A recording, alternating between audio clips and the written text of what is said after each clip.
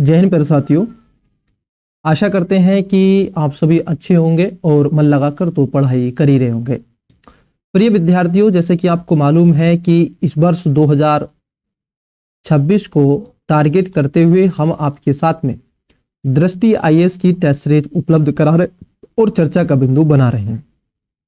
इस वर्ष दृष्टि आईएएस ने 53 टेस्ट आपके लिए प्रोवाइड करवाए हैं।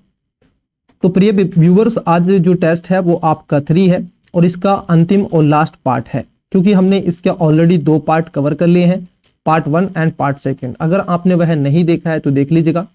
यदि अभी तक चैनल को सब्सक्राइब नहीं किया है तो कर लो, वीडियो को लाइक और दोस्तों के साथ में शेयर। देखो यार, आप चैनल को सब्सक्राइब कम करते हो। क्लियर? हाँ, ये बिल्कुल क्लियर कट बात है। आप सब्सक्राइब नहीं कर रहे हो, आप शेयर तो कर ही नहीं रहे हो। देखो यार, शेयर करोगे तो हमें उससे मोटिवेशन मिलता है, चैनल ग्रोथ करता है, तो थोड़ी चीजें हमें अच्छी भी लगती हैं तो हम उसको लेकर के तत्पर रहते हैं ना। तो इसलिए कोई भी क्रिएटर्स है या कोई भी एजुकेटर है या कोई भी आप देखोगे है ना काम कर रहा है आपके लिए, तो आपका भी इतना दायित्व तो बनता है। तो इसीलिए वीडियो को हो सके तो यार देखो शेयर कर दिया करो। आपकी मन है, अगर आपका मन है तो कर दिया करो, अन्यथा कोई बात ही नहीं है। चीजों को तो आप देख ही रहे हो, है ना। तो फिर उसके तरीके से चीजें सही नहीं रहती हैं, तो इतना दायित्व तो आपका बनता है। तो ये जो टेस्ट है, ये टेस्ट आपका ज्योग्राफी से संबंधित है। जैसे कि आपको मालूम है, इसमें 25% आपके जो क्वेश्चन देखने के मिलेंगे वो करंट अफेयर से देखने के लिए मिलेंगे। तो मेरा नाम मिस्टर कुमार। तो चलिए, इन सब के अलावा हम आपकी तैयारी को ध्यान में रखते हुए बड़े सेंसिटिव विषय और टॉपिक पर भी कंटिन्यूअसली क्लासेस लाते रहेंगे और यूपीएससी से संबंधित अपडेट आपको प्रोवाइड करवाते रहेंगे। प्रिय व्यूअर्स, ये ज्योग्राफी का टेस्ट है और इसके साथ साथ ये हमारा तीसरा टेस्ट है। 2 टेस्ट हो चुके हैं, तीसरा आज कंप्लीट हो जाएगा। फिर उसके बाद चौथा टेस्ट हम आपके साथ में जल्दी ही परिचर्चा करेंगे। इसलिए आपको पहले से पहले चैनल को सब्सक्राइब कर लेना है, बेल आइकन दबा लेना है ताकि नोटिफिकेशन आपका पहुंचता रहे। क्लियर? हाँ, ये क्लास डेली बेसिस पर आपको 3 बजे मिलेगी, ये ध्यान में रखना। डेली बेसिस पर 3 PM पर आपकी क्लासेस मिलेंगी आपको। तो चलिए आइए पहला क्वेश्चन लेते हैं आज की क्लास का। और हम पैटर्न अब थोड़ा चेंज करने जा रहे हैं। पैटर्न ये चेंज करने जा रहे हैं कि अब एक टेस्ट को 2 क्लास में कवर करेंगे। थोड़ी बड़ी क्लासेस होंगी, लेकिन हम एक टेस्ट को 2 क्लास में कवर करेंगे, 50-50 क्वेश्चन करके। क्लियर? हाँ, चलिए। तो आप इस क्लास को देखा करें, ये आपको लाइव क्लास मिलेगी। क्लियर? बिल्कुल सर। तो चलिए आइए, क्वेश्चन है आपकी स्क्रीन पर। 3 PM पर सारी क्लासेस होती हैं, ये क्लास भी आपको 3 PM पर प्रोवाइड करवा दी जाएगी। कब मिलती है सर? 3 PM पर। तो ये 3 PM पर आपको क्लास मिलेगी लाइव चलती हुई, तो आप जाइएगा उसमें। ठीक है, चलो पहला क्वेश्चन है आज के सेशन का। भारत में परमानेंट अकाउंट नंबर मतलब कि PN, जो आपका पैन कार्ड होता है उसके बारे में, इसको बोलते हैं परमानेंट अकाउंट नंबर, बोला जाता है पैन कार्ड का। तो इस पे पूछा गया है आपसे, पैन कार्ड के ऊपर क्वेश्चन बनाया है इन्होंने। देखिए, व्यवसाय या पैसे से संबंधित ऐसे किसी व्यक्ति को पैन प्राप्त करना अनिवार्य होता है जिसका टर्नओवर एक वित्त वर्ष में 5 लाख से अधिक हो। चैरिटेबल ट्रस्ट में पैन की आवश्यकता नहीं होती, क्योंकि उसकी आय का आयकर अधिनियम के तहत कराधान से पूरी तरह छूट होती है। एक वित्त वर्ष में 2.5 लाख से अधिक वित्त लेन देन में संलग्न प्रति एक निवासी संस्था और उससे संबंधित व्यक्तियों को पैन प्राप्त करना अनिवार्य होता है। पूछा गया है आपसे कौन सा या से सही है, तो दीजिए इसका राइट आंसर। चलिए एक एक करके बात करते हैं। देखो यहाँ पर अगर पहले की बात कर ले, क्योंकि पैन कार्ड क्या है, आपका एक आयकर व्यवस्था को खासतौर पर रेखांकित करता है। इसका मूलभूत उद्देश्य होता है कि व्यक्ति की कुल आय और जिन व्यक्तियों की आय है उसके लिए कर निर्धारण के लिए उत्तरदायी बनाना है, और वित्त वर्ष के दौरान इसमें बुनियादी छूट सीमा से अधिक हो गई थी। यहाँ पर जो सेकंड स्टेटमेंट है, ये कह रहे हैं कि चैरिटेबल ट्रस्ट पैन की आवश्यकता नहीं होती है, क्योंकि आयकर अधिनियम के तहत में कराधान से पूरी तरह से छूट प्राप्त होते हैं। आपकी जानकारी के लिए बता दें कि जो चैरी ट्रस्ट को आयकर अधिनियम जो सेक्शन इसका जो सेक्शन आप पढ़ते हैं, इसका एक सेक्शन है सेक्शन 139A, सेक्शन 139(4)A इसको कहा जाता है। इसमें कहा गया है कि इसके अंतर्गत रिटर्न प्रस्तुत करना आवश्यक है, ना कि इसको छूट रखी गई है। तो सेकेंड स्टेटमेंट गलत है। देखो अब एलिमेंट मेथड लगाओ, यहाँ पे A गलत, क्योंकि दूसरा गलत है, B गलत और D गलत। Right answer option number C आपको देखने के लिए मिलेगा। 1 और 3 पहला सही है। व्यवसाय या पेशेवर से संबंधित ऐसे व्यक्ति को पैन प्राप्त करना अनिवार्य होता है जिसका टर्नओवर 5 लाख से अधिक हो, और वित्त वर्ष में 2.5 लाख से अधिक वित्त लेन देन में संलग्न प्रत्येक निवासी तथा संस्थान और उससे संबंधित व्यक्तियों को पैन प्राप्त करना अनिवार्य है। तो यहाँ पर 1 और 3 आपका सही हो जाएगा। चलिए नेक्स्ट क्वेश्चन की तरफ बढ़ते हैं। देखिए क्वेश्चन है आपकी स्क्रीन पर 64 नंबर। निम्नलिखित देशों पर विचार कीजिए। यहां पर पूछा गया है उपर्युक्त देशों में से कितने यूरेशियन आर्थिक संघ मतलब कि EAEU से संबंधित है। आर्मेनिया, बेलारूस, कजाकिस्तान, किर्गिज गणराज्य, रूस, अजरबैजान। तो दीजिए इसके बारे में राइट आंसर। देखो है क्या, खासतौर पर यूरेशियन आर्थिक संघ एक क्षेत्रीय आर्थिक एकीकरण को बढ़ावा देने के लिए एक संधि बनाई गई थी। ये एक अंतर्राष्ट्रीय संधि है जिसमें एक विविध व्यक्तित्व मतलब कि लीगल आप देखोगे पर्सनालिटी के साथ में अपने सदस्यों के बीच में वस्तु, सेवाओं और पूंजी श्रम के मुक्त आवागमन को सुनिश्चित करने का यह प्रयास करता है। इसमें जो सदस्य देशों की बात कर लें तो इसके अंतर्गत आपको आर्मेनिया देखने के लिए मिलता है, उसके साथ साथ आपको बेलारूस मिलता है, कजाकिस्तान इसमें आता है, किर्गिज गणराज्य और रूसी संघ आपको देखने के लिए मिलेगा। रूसी और उसके साथ साथ किर्गिज गणराज्य। यहाँ पर अजरबैजान आपको इसमें तथापि नहीं मिलता है। तो यहाँ पर जो आपका चौथा स्टेटमेंट है ये गलत है। क्लियर, पांचवा जो माफ कीजिएगा छठा जो है ये गलत है, बाकी के इसमें 5 सही है। आर्मेनिया, बेलारूस, कजाकिस्तान, किर्गिज गणराज्य और रूस। तो कितने सही हैं इसमें? सी इसका राइट आंसर आपको देखने के लिए मिलेगा। चलिए नेक्स्ट क्वेश्चन की तरफ बढ़ते हैं। नेक्स्ट क्वेश्चन लेते हैं। क्वेश्चन है आपकी स्क्रीन पर 65 नंबर 65। देखो हाल ही में समाचारों में देखा गया विशेष रुपया बोस्टो खाता निम्नलिखित में से संदर्भित करता है। आपने क्योंकि ये चर्चा परिचर्चा आपको जब देखने के लिए ज्यादा मिली होगी जब यूक्रेन वर्सेस रसिया हुआ था, तो उस समय भारत ने क्या किया था, नोस्त्रो अकाउंट और बोस्त्रो अकाउंट ये चर्चाओं में आए थे। चलिए तो जरा इसके बारे में देखने का प्रयास करते हैं और एक एक को समझने का प्रयास करते हैं। अंतर्राष्ट्रीय व्यापार पर भुगतान को सुगम बनाने के लिए किसी भारतीय बैंक द्वारा किसी विदेश बैंक के लिए रुपए में खोला गया खाता होता है, इसको क्या कहते हैं, बोस्त्रो कहते हैं। देखो होता क्या है जरा इस एग्जांपल से समझो। यहां पर मान लेते हैं ये है आपका IN कर लेते हैं इंडिया है, और इधर मान लेते हैं ये है आपका RU कर लेते हैं रसिया है। क्लियर। तो अगर मान लीजिए रूस की कोई बैंक यहां पर अकाउंट खोल रही है, जरा समझना, अगर यहां पर रूस की कोई बैंक खाता खोल रही है तो उसको बोलेंगे बोस्त्रो। क्या बोलेंगे? बोस्त्रो अकाउंट वह बोला जाएगा। और यदि भारत की बैंक रूस में जाकर के खोल रही है जैसे RBI, तो इसको कहेंगे नोस्त्रो बोस्त्रो अकाउंट होता है। क्लियर। हाँ, ये शब्द भी आपके क्या है, रशियन शब्द हैं, इसको ध्यान में रखना है। नोस्त्रो बोस्त्रो, वहां के बोस्त्रो वर्ड को बहुत ज्यादा यूज करते हैं। तो अकाउंट होता है एक कराधान को लेकर के। तो इसमें right answer option number A देखने के लिए मिलेगा। ये इसलिए चर्चाओं में रहे थे क्योंकि जो स्विफ्ट होता है अंतरराष्ट्रीय स्तर पर लेन देन को बढ़ावा देने के लिए, तो उस पर खासतौर पर रसिया पर क्या कर दिया गया था, बैन लगा दिया गया था, उससे बाहर कर दिया गया था। तो इसलिए नोस्त्रो बोस्त्रो अकाउंट के तहत हमने वहां पर तेल इत्यादि का व्यापार किया। खेलो इंडिया वाटर स्पोर्ट्स फेस्टिवल 2025 के संबंध में निम्नलिखित कथनों पर विचार कीजिए। उपयुक्त कथनों में से कौन सा यह से सही है? पहला, इसका आयोजन जम्मू और कश्मीर खेल परिषद द्वारा किया गया था।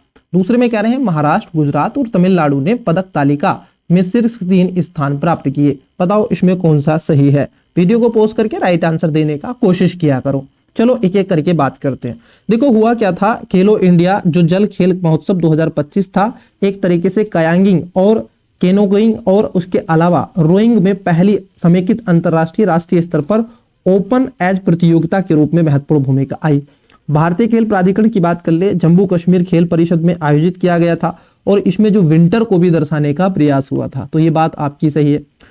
दूसरा कह रहे हैं कि इसमें देखो खासतौर पर हुआ क्या था, 21 से 23 अगस्त के बीच में ये डल झील में आयोजित हुआ था। स्वर्ण पदक इसमें 24 आए थे, नौकाएं 10 स्वर्ण पदक थे। क्लियर। हाँ, तो यहां पर अगर हम देखें 3 जो प्रदर्शन करने वाले राज्यों की बात कर लें, क्योंकि ये कह रहे हैं आपसे, तो 3 प्रदर्शन करने वाले राज्यों में आपका मध्य प्रदेश था, उड़ीसा था, इसके अलावा आपका केरल था। क्लियर। ये 3 स्टेट थे और इन्होंने क्या है, महाराष्ट्र, गुजरात, तमिलनाडु ने पदक तालिका में शीर्ष नहीं, ये सेकंड आपका गलत है, फर्स्ट इसका सही है। Right answer option number A हो जाएगा। चलिए नेक्स्ट आगे बढ़ते हैं। क्वेश्चन है आपका आपकी स्क्रीन पर 67 नंबर। देखिए क्वेश्चन आपको आई होप कि विजुअल हो रहा है।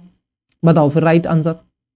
पारंपरिक खेल आप देखोगे धीरियो के संबंध में निम्नलिखित कथनों पर विचार कीजिए। आपसे पूछा गया है खेल धीरियों के बारे में, तो 2 इसका राइट आंसर। बड़ा इजी सा क्वेश्चन है, बड़ा प्यारा सा क्वेश्चन है। देखो, यह गोवा का एक पारंपरिक सांड युद्ध खेल है जिसमें 2 विशेष रूप से पाले और प्रशिक्षित किए गए सांडों के बीच में शक्ति प्रदर्शन हेतु प्रतियोगिता होती है। तमिलनाडु के जल्लीकट्टू की तरह धीरियों को सर्वोच्च न्यायालय द्वारा संस्कृत खेल के रूप में मान्यता दी गई है तथा विनियमित शर्तों के तहत इसके आयोजन की अनुमति भी दी गई है। आपको बताना है कौन सा सही है। चलो एक एक करके बात करते हैं। देखो, ये गोवा में खासतौर पर धीरियो जो होता है, ये गोवा का एक पारंपरिक सांड खेल बैल के रूप में, युद्ध खेल के रूप में ये जाना जाता है। इसकी उत्पत्ति पुर्तगाली औपनिवेशिक काल से मानी जाती है, जो 2 विशेष रूप से पाले और प्रशिक्षण बैलों के बीच में प्रतियोगिता होती है। तो यहाँ पर पहला स्टेटमेंट आपका सही होगा। परंतु दूसरा जो स्टेटमेंट है, इन्होंने कहा है कि ये तमिलनाडु के जल्लीकट्टू की तरह ही धीरियों को भी सर्वोच्च न्यायालय के द्वारा सांस्कृतिक खेल के रूप में मान्यता दी गई है। बल्कि आपकी जानकारी के लिए बता दें, यहाँ पर ये गलत है। क्यों? क्योंकि वर्ष 1997 में मुंबई हाईकोर्ट ने, किसने? आपकी जो मुंबई हाईकोर्ट है उसने क्या किया था, तत्पश्चात उसी सर्वोच्च न्यायालय ने पशु क्रूरता निवारण अधिनियम के तहत में 1960 के अंतर्गत धीरियों पर प्रतिबंध लगा दिया। इसके बावजूद भी यह खेल सांस्कृतिक और पर्यटन कारणों से गोवा के कुछ गांव में अनौपचारिक रूप से इलीगल तरीके से होता है। परंतु आपको ध्यान में रखना है, चाहे वो महाराष्ट्र हाई कोर्ट हो, चाहे वो भारत की सुप्रीम कोर्ट हो, इन्होंने पशु क्रूरता अधिनियम 1960 के तहत क्या कर दिया था, इसको प्रतिबंधित कर दिया था। जबकि जो जल्लीकट्टू है, ये खासतौर पर 2014 में सुप्रीम कोर्ट ने इस पर प्रतिबंध लगाया था, लेकिन 2023 में इसको क्या है, सांस्कृतिक प्रथा मानते हुए वैध ठहरा दिया, तो इस पर हटा दिया था, लगा दिया था इस पे जल्लीकट्टू पर भी। तो यहाँ पर सेकंड जो स्टेटमेंट है आपका गलत हो जाएगा, पहला स्टेटमेंट सही। तो इसका राइट आंसर ऑप्शन नंबर दे 1 देखने के लिए मिलेगा। चलिए नेक्स्ट क्वेश्चन की तरफ बढ़ते हैं। नेक्स्ट क्वेश्चन लेते हैं डियर। देखो, क्वेश्चन है आपका 68 नंबर। बताइए, यहां पर आपसे पूछा गया है निम्नलिखित कारकों में से कौन लाल सागर जैसे अवध बंद महासागरों, मतलब कि इनक्लोज सी में उच्च लवणता हेतु मुख्य रूप से उत्तरदायी होते हैं। आपसे बेसिकली इसमें पूछा गया है कि जो आपकी सैलिनिटी की कैपेसिटी, मात्रता जो होती है, जो आप देखोगे क्वांटिटी जो है वो कितनी है। होता क्या है, कई बार आप जब ज्योग्राफी पढ़ते हैं कॉन्सेप्टली क्वेश्चन आपसे पूछा गया। देखो होगा क्या, जितने भी आपके क्लोज सी होंगे, मतलब कि बंद सागर होंगे, उसमें खासतौर पर जो सैलिनिटी है, खासतौर पर लवणता जो है उसके पानी में अधिक मिलेगी। खुले ओशन में खासतौर पर कम मिलती है, सक्रिय ओशन में ज्यादा मिलती है। तो आपको बताना है कि लाल सागर में क्यों ऐसा देखने के लिए मिलता है। ये कह रहे हैं उच्च वर्षण और नदी प्रवाह। देखो यहाँ पर उच्च वर्षण नहीं मिलता है और उसके साथ साथ यहाँ पर नदी प्रवाह तो होता ही नहीं। यहाँ पर जो खासतौर पर रेन शेडो कुछ रिवर्स ऐसी होती हैं जो खासतौर पर मौसमी नदियां जो पानी पड़ती है और चला जाता है, लेकिन ये उच्च वर्षा यहाँ पर नहीं होती है और नदी प्रवाह भी नहीं होता है। बाष्पीकरण की उच्च दर के साथ लवणीय जल की सीमित प्रवाह होती हुई प्रतीत होती है। ये बात सही है क्योंकि टेम्परेचर ठीक ठाक होता है। महासागरीय धाराओं के साथ इसका निरंतर मिश्रण है। निम्न वायुदाब और उच्च आर्द्रता नहीं, ये भी गलत और ये भी गलत। Correct answer option number C होगा, क्योंकि ये लाल सागर जैसे आवर्ती समुद्रों में उच्च ताप और अत्यधिक शुष्क जलवायु के बाष्पीकरण की दर बहुत अधिक होती है। जब नदियां या सिर्फ वर्षा के रूप में स्वच्छ जल की प्रवाह अत्यंत कम रहता है, तो ये देखने के लिए आपको मिलता है। इसके लवणता स्तर की बात कर लें तो लगभग आपको देखने के लिए मिलेगा 39 आप देखोगे सेल्सियस तक पहुंच जाता है। इसके विपरीत अगर हम बात कर लें बाल्टिक सागर देशों में, जहां वर्षा और नदी प्रवाह अधिक होता है, तो वहां पर लवणता बहुत कम है। कहां पर? बाल्टिक सागर। और ये नॉर्थ में आपको मिलेगा, याद कीजिए, नॉर्वे, स्वीडन, डेनमार्क, याद है आपको, फिनलैंड, तो वहां पर आपको मिलता है। और इसमें लवणता लगभग 7 से कितनी होती है, 8% तक हो सकती है, बस इतनी। क्लियर? हाँ, तो ये आपको ध्यान में रखना है। लाल सागर में उच्च लवणता का मुख्य कारण आप देखोगे आवश्यक का संयुक्त प्रभाव देखा जाता है, तो बी इसका राइट आंसर है, बाकी केस में सब गलत है। क्वेश्चन है आपका 69 नंबर। यहां पर महासागरीय धारा एक तरफ देके रखी है और धारा के प्रकार है, मतलब बेसिकली ये आपका बड़ा इजी क्वेश्चन आपसे पूछा गया है। अब ऐसा क्वेश्चन अगर आपसे नहीं बन पा रहा है तो समझ लो आपकी तैयारी ज्योग्राफी में बहुत वीक स्तर पर चल रही है।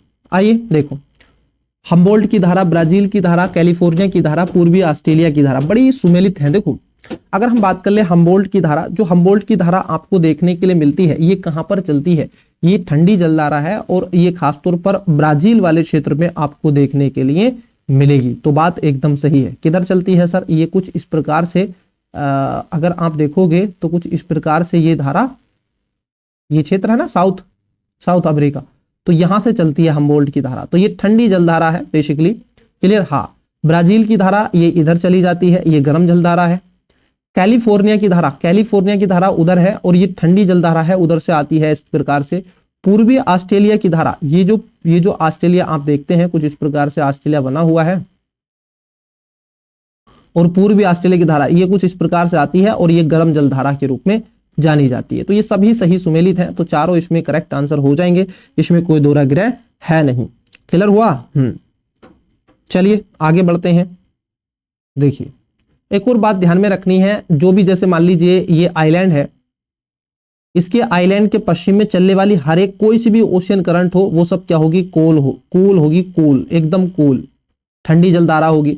और एक और बात आपको ध्यान में रखना है, ये पृथ्वी है और ये 0 डिग्री है, इस 0 डिग्री से चलने वाली उत्तरी गोलार्ध या दक्षिणी गोलार्ध में जो भी आपकी ओशन करंट होंगी वो सब गर्म होंगी, और ध्रुवों से चलने वाली जो धाराएं हैं इक्वेटर की तरफ वो सब क्या होंगी, ठंडी जलधाराएं होंगी। ये बेसिक कॉन्सेप्ट होते हैं, यहां से भी कई चीजें आप सीख सकते हैं। तो चलिए नेक्स्ट क्वेश्चन की तरफ बढ़ते हैं, इतना ही काफी है समझाने के लिए। तो भारत में दक्षिण पश्चिम मानसून के संबंध में निम्नलिखित कथनों पर विचार कीजिए। बेसिकली भारत में जो बरसात आपको देखने के लिए मिलती है, तो भारत में जो बरसात होती है वो दक्षिण पश्चिम मानसून से होती है। कुछ इस प्रकार से भारत में बरसात होती है, क्लियर। कुछ इस प्रकार से मानसून आता है और बारिश करता है, यहाँ पर रेन शैडो जोन बन जाता है। ये आपका वेस्टर्न घाट है और वेस्टर्न घाट के वेस्टर्न में ज्यादा बारिश होती है, और ये मोसिन राम का क्षेत्र है, गारो खासी जयंतिया वाले क्षेत्र में, यहाँ पर लगभग 1000 सेंटीमीटर तक बारिश चली जाती है। विश्व की सर्वाधिक बारिश भी यहीं पर होती है, टेम्परेचर भी यहीं पर होता है, और विश्व का सर्वाधिक ठंडा स्थल भी भारत में ही है। तो भारत अपॉर्चुनिटी से भरा हुआ, आप देखो कि विविधता से भरा हुआ एक देश कहा जाता है बच्चों। यहाँ पर है दक्षिण पश्चिम मानसून। देखो अरब सागर शाखा में पश्चिमी घाट के मूसलाधार वर्षा होती है, जबकि महाराष्ट्र, कर्नाटक और तेलंगाना के आंतरिक भागों में वृष्टि छाया क्षेत्र बनता है। इसमें क्या ये बात सही है? देखो अगर हम बात कर लें अरब सागर की शाखा से पश्चिमी घाट में, अरब सागर की शाखा से, यहाँ पर ये जो बात आपसे कही गई है अगर हम इसकी बात कर ले तो बात एकदम सही है। क्योंकि अगर हम बात कर लें इसकी, तो ये जो पश्चिमी घाट है, अरब सागर है, इधर आपका अरब ओशन मिलेगा, तो इसके जो पश्चिमी घाट है इसमें बहुत, पश्चिमी घाट के पश्चिम भाग पर ज्यादा बारिश होती है, आपको उसी बात सही है। और ये जो क्षेत्र है, क्योंकि ये पश्चिमी घाट से इधर उतरेगा पानी, तो ये रेन शैडो जोन बन जाता है। तो महाराष्ट्र हुआ, कर्नाटक, तेलंगाना के आंतरिक भागों में रेन शैडो जोन, जिसको वृक्ष छाया क्षेत्र कहा जाता है। बंगाल की खाड़ी शाखा पूर्वी हिमालय के पास विभाजित हो जाती है, जिससे उत्तर पूर्वी में मूसलाधार वर्षा होती है तथा गंगा के मैदानों में पश्चिम की ओर वर्षा कम होती चली जाती है। जैसे ही आप यहाँ, ये मोसिन राम का क्षेत्र है, मैंने कहा ना आपसे, गारो खासी जयंतिया और मेघालय का क्षेत्र पश्चिम बंगाल से इधर, तो जैसे ही आप इधर से अंदर जाओगे तो बरसात की जो मात्रा है वो लगातार सेंटीमीटर में कम होती चली जाती है। एक और बात आपको ध्यान में रखना है प्यारे, कि होता क्या है, अगर भारत में देखें टोटल ओवरऑल एवरेज जो रेनफॉल है वो एवरेज बता रहे हैं आपको, तो 125 सेंटीमीटर आपको एवरेज बरसात भारत में देखने के लिए मिलेगी। तो ये दोनों बातें आपकी सही हैं, correct answer option number C हो जाएगा। देन नेक्स्ट क्वेश्चन की तरफ बढ़ते हैं। चलिए आइए, क्वेश्चन है आपका 71 नंबर, बड़ा इजी सा क्वेश्चन है।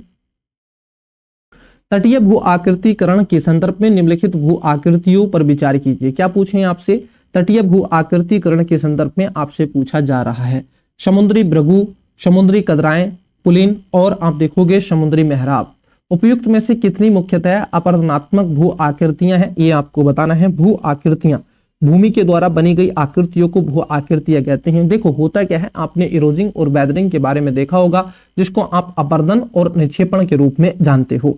होता क्या है, कई बार ऐसी आकृतियां आपको देखने के लिए मिलेंगी, उफड़ खाबड़ कई चीजें हो जाती हैं। अगर हम बात कर लें, यहाँ पर जो पहला देके रखा है कि समुद्री बिरगु, ये जो है समुद्री जो कंदराएं या समुद्री मेहराब अपरदनात्मक भू आकृतियां होती हैं, तो ये बात आपकी सही है, और इसमें निरंतर प्रवाह होता रहता है, हाइड्रोलिक क्रिया के कारण ये बनती हैं, तो ये बात आपकी सही है।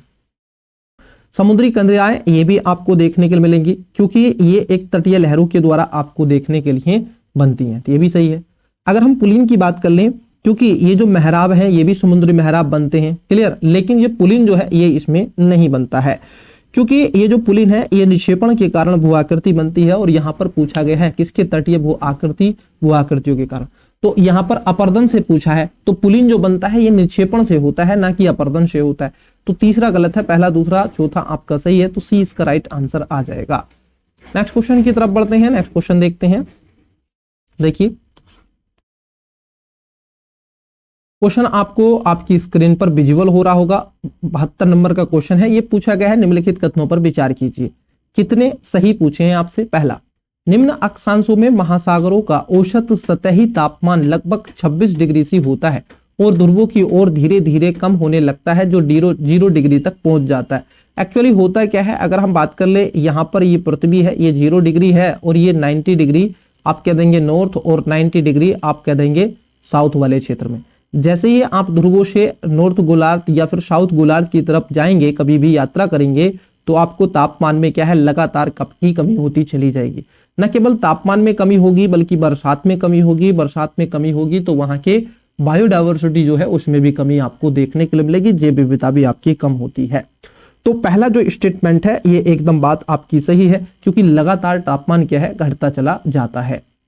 उत्तरी गोलार्ध में अधिकतम और न्यूनतम वार्षिक महासागरीय तापमान क्रमशः अगस्त और फरवरी में दर्ज किया जाता है। मतलब अगर देखो उत्तरी गोलार्ध की बात करी है तो सूर्य का उत्तरायण होना चाहिए, और सूर्य का उत्तरायण जो होता है वो जनवरी से स्टार्ट होना शुरू हो जाता है, क्योंकि जो आपका सूर्य का दक्षिणायन होता है वो 21 आप देखोगे दिसंबर को होता है। 21 दिसंबर के बाद सूर्य उत्तर की तरफ होना शुरू हो जाता है। बेसिकली सूर्य नहीं होता है, पृथ्वी होना शुरू होती है दक्षिण की तरफ, तो वो उत्तर वाला एरिया आ जाता है उसमें। एक्चुअली होता क्या है, ये जाते जाते 21 जून को पूर्ण रूप से चला जाता है। तो यहाँ पर जो सेकेंड स्टेटमेंट है आपका एकदम सही है, क्योंकि उत्तरी गोलार्ध में महासागर का अधिकतम जो तापमान है, न्यूनतम तापमान फरवरी में होता है, और जो अधिकतम तापमान होगा, देखो जो आपका पानी होता है प्यारे, वो देर से गर्म होता है और देर से ठंडा होता है। तो आपका जून तक चीजें गर्म होंगी रहेगी, और अगस्त तक ये इतना हीट हो जाता है, और फरवरी में आते आते ये ठंडा हो जाता है। तो ये बात आपकी एकदम सही है। महासागरों का वार्षिक तापांतर खुले महासागरों की तुलना में बंद महासागरों में कम होता है। कम नहीं होता है। देखो तापांतर की बात कर ले, जो खुला ओपन ओशन होगा, ओपन जो ओशियन होता है उसमें टेम्परेचर ऑटोमेटिकली आपको कम मिलेगा। रीजन है कि दूसरे सागर का उसमें पानी मिल रहा होगा, रीजन है कि कई ऐसी नदियां वहां पर होंगी और खुला होगा, ज्वार भाटा उसमें ज्यादा आ रहे होंगे, तो ये इसका कारण है। जो कम होता है, बंद होता है, क्लोज जिसको आप कहते हैं ओशियन, तो उस कंडीशन में क्या होगा, उसमें तापमान अधिक होगा, उसके आस पड़ोस भूभाग क्षेत्र अधिक होगा, तो तापमान अधिक हो जाता है। तो उसमें खासतौर पर ये बंद सागर में तापांतर जो होता है ज्यादा होता है, ना कि कम होता है, और रिवर भी कम होती है, तो यहाँ पर छोटा भी होता है। तो 1-2 सही है और बाकी का आपका तीसरा गलत है, तो इसका राइट आंसर बी आपको देखने के लिए मिलेगा। This is right answer, option number B. Next question की तरफ बढ़ते हैं। क्वेश्चन आपकी स्क्रीन पर है 73। देखो बड़े इजी से क्वेश्चन है, आराम से करते चलो, प्यार से जरा देखो, सर्दी है, बेसिकली ध्यान आपको रखना है। निम्नलिखित कथनों पर विचार कीजिए, उपयुक्त कथनों में से कौन सा या से सही है। पहला, मालवा का पठार विस्तृत लावा प्रवाह से निर्मित हुआ है। मालवा का पठार याद कीजिए कहां पर है। देखो आप तभी याद कर सकते हैं जब आपको भारत के नक्शे की पता होगा कि मालवा का पठार आपको कहां देखने के लिए मिलता है। तो मालवा का पठार कुछ यहां पर है। विंध्यन पठार मुख्यतः नदी समुद्री निक्षेपों से निर्मित हुआ है। वाओ। छोटा नागपुर पठार मुख्यतः ग्रेनाइट से निर्मित हुआ है। बताओ, बड़ा ही अच्छा क्वेश्चन है। 73 नंबर का क्वेश्चन आपसे पूछा गया है। एक एक करके बात करते हैं और चीजों को समझने का प्रयास करते हैं। देखो एक्चुअली अगर हम बात कर लें, मालवा का जो पठार है आपको विंध्यन पठार और अरावली के बीच का क्षेत्र में आपको मिलेगा। ये मध्य प्रदेश के विंध्यन पर्वतमाला के उत्तर में और व्यापक रूप से लावा से प्रवाहित एक तरीके से लहरदार समतल मैदान के रूप में फैला हुआ है। ये सदाबहार वनाच्छादित पर्वत श्रृंखलाओं के रूप में भी जाना जाता है। तो ये बात सही है, क्योंकि जब अरावली बना था तभी उस समय का लगभग ये उसी से निर्मित है। विंध्यन पठार की बात कर ले, जो मध्य भारत में आपको देखने के लिए मिलता है। अगर हम भारत की बात कर ले तो भारत के मध्य में यहां आपको विंध्यन मिलेगा। क्लियर। तो ये नदी समुद्री निक्षेपों से निर्मित हुआ। जब आपका इंडियन प्लेट यूरेशियन प्लेट से टकराया था तो उस समय जाकर के गोंडवाना लैंड के समय ये आप देखोगे देखने के लिए आपको मिला है। क्लियर। हाँ, एक तरीके से ये उत्थान और अंतर्वेशन से, जिसके परिणाम स्वरूप एक सपाट शीर्ष वाली अभिनति संरचना विकसित हुई, जिसे ऊपर क्वार्ट्ज से निर्मित और पूर्व पश्चिम अपरदनात्मक कगार बन गया। तो ये बात आपकी सही हो जाएगी। छोटे नागपुर के पठार की बात कर ले तो ग्रेनाइट से निर्मित है, यहां पर आपको मिलेगा छत्तीसगढ़ झारखंड में। तो ये भी बात आपकी सही है, क्योंकि ये एक तरीके से आप देखोगे बंगाल वेसिन के पश्चिम में अवस्थित रांची का पठार भी इसको कहा जाता है। मोनाडॉक्स अपशेष की रूप से बची हुई गोलाकार ग्रेनाइट्स हैं और सीढ़ीदार पुराने बाढ़ के मैदानों से ये आपको युक्त दिखाई पड़ता है। तो यहां पर ये बात भी आपकी सही हो जाएगी, तीसरा भी सही है, पहला दूसरा तीसरा तो तीनों बातें सही हैं। इसका right answer option number C हो जाएगा। क्वेश्चन है आपकी स्क्रीन पर 74 नंबर। आई होप कि आपको क्वेश्चन विजिबल हो रहा है, ये इसको रीज कर देते हैं ताकि चीजें आपको स्पष्ट दिखें। एक तरफ नदी है, दूसरी तरफ स्रोत आपको देके रखे हैं। उपयुक्त युग्मों में से कितने सही सुमेलित हैं? बेसिकली यहाँ पर पूछा गया है सही। देखो सिंधु, रावी, चिनाब, ब्यास। जैसे सिंधु है तिब्बत में बोखर चू के निकट ग्लेशियर से निकलती है, मतलब कि अगर सिंधु की बात कर ले तो कहां से निकलती है ये आपसे पूछा गया है। तो सिंधु कहां से निकलती है? देखो सिंधु नदी कैलाश पर्वत के श्रृंखला में लगभग 4164 मीटर की ऊंचाई तिब्बत के क्षेत्र बोखरचू के पास ग्लेशियर से निकलती है। यह पाकिस्तान में प्रवेश करने से पहले लद्दाख से होकर उत्तर पश्चिम में प्रभावित होती है और उसके साथ साथ ये भारत में भी आपको प्रभावित होती है। तो ये बात सही है, ये तिब्बत में निकलती है। रावी नदी की बात कर लें, रावी हिमाचल प्रदेश में कुल्लू जो कुल्लू मनाली की जो पहाड़ियां हैं वहां से रोहतांग दर्रे से होती हुई ये आपको देखने के लिए मिलेगी, चंबा घाटी में होकर के ये प्रभावित होती है। पाकिस्तान में प्रवेश करने से पहले सराय सिद्धू के निकट चिनाब में ये जाकर के मिल जाती है। तो ये भी बात सही है। चिनाब नदी की बात कर ले, केलांग के पास चंद्रा और भांगा के संगम से बिल्कुल इसकी उत्पत्ति होती है। ये हिमाचल प्रदेश में टांडी के पास चंद्रा और भांगा धाराओं का संगम बनता है, तब जाकर के मतलब कि दो धाराएं आती हैं ऐसे और फिर आकर के टांडी के पास में हिमाचल प्रदेश में मिल जाती हैं, जिसको चंद्रा और भांगा कहते हैं, जब जाकर के ये चंबल कहलाती है, मतलब कि चिनाब कहलाती है।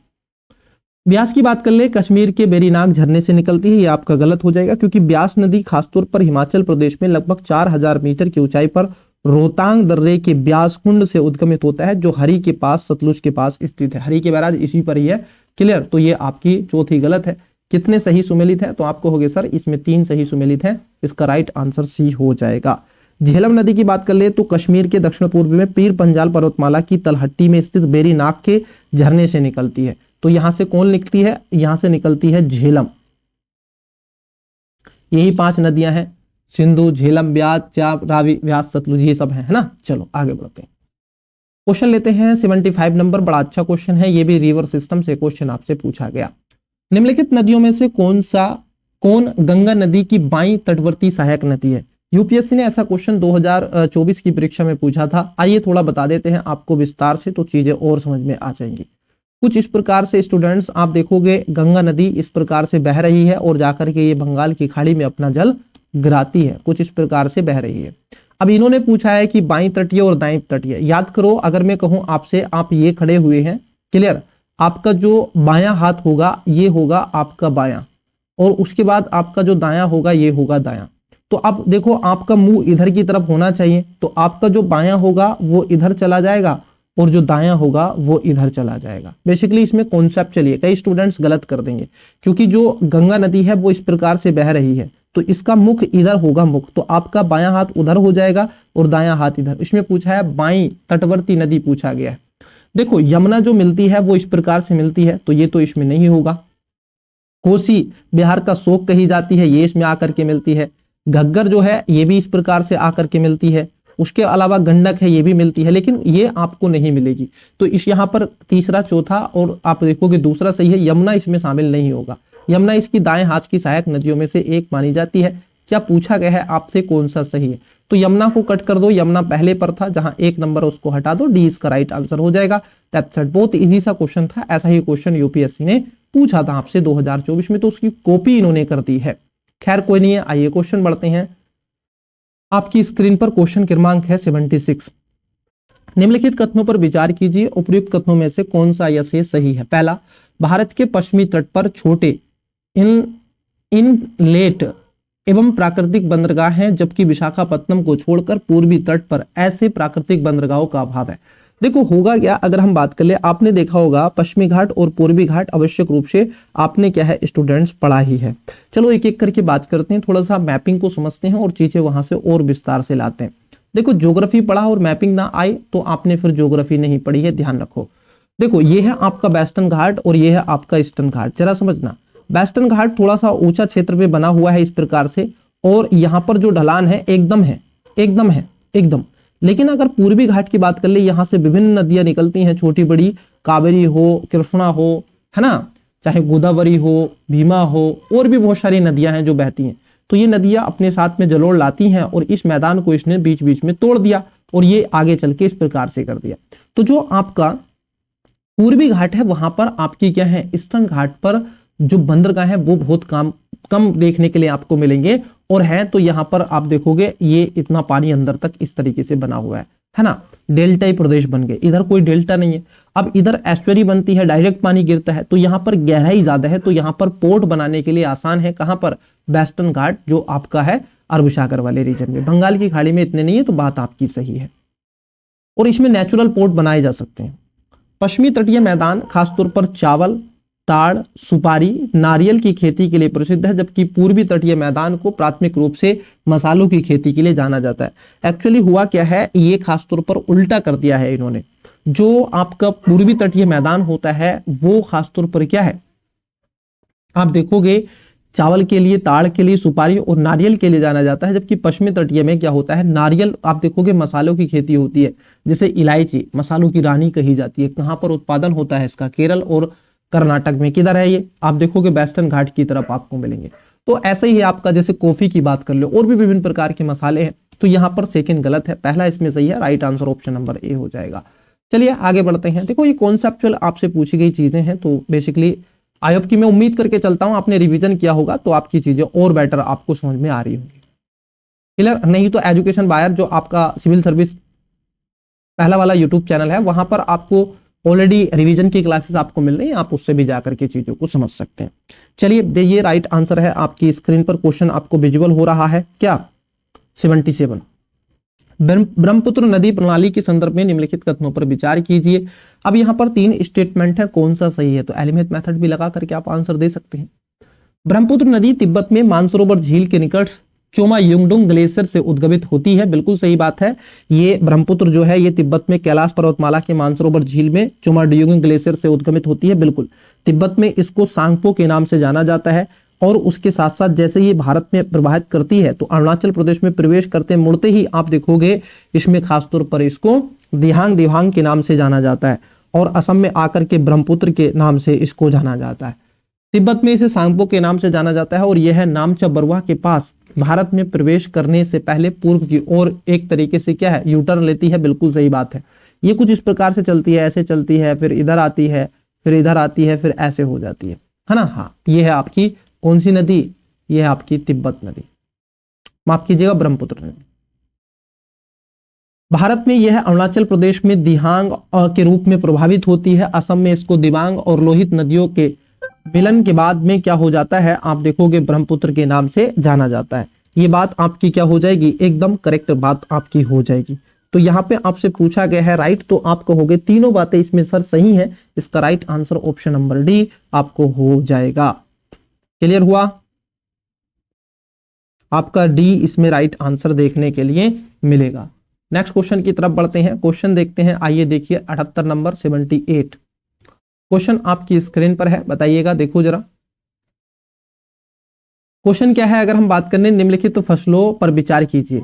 यहां पर क्या है, फसलें आपसे पूछी गई हैं और फसलों के बारे में पूछा गया है कि उपयुक्त में से कितनी रबी की फसलें। होता क्या है प्रिय विद्यार्थियों, आपने आवश्यक रूप से जाना होगा कई प्रकार की फसलें आपकी होती हैं, कुछ फसलें होती हैं जायद की, तो कुछ फसलें होती हैं रबी की। तो उनको जरा देखने का प्रयास करते हैं, जैसे गेहूं है, चना है, सरसों, मूंगफली, और उसके अलावा है रैपसीड।